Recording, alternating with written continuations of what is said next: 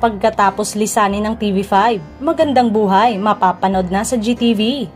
Usap-usapan ngayon ng Kamuning ang napipintong paglipat ng Magandang Buhay mula TV5 patungong GTV.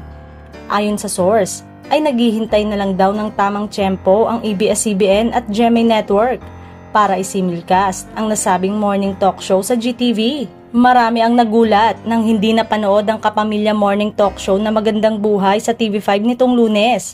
Wala kasing abiso at ang alam lang ng marami ay mapapanood na ito sa bago nitong time slot na 6 AM sa Kapatid Network. Nag-post kasi ang Kapatid Network last week na muli nilang ililipat ng time slot ang nasabing morning talk show na mula 7 AM ay magiging 6 AM talaga. Imbis nga na Magandang Buhay ang mapanood ng kapatid viewers sa 6 AM time slot, ay ang radio show na Ted Filon at DJ Chacha sa Radyo 5 ang sumalang doon.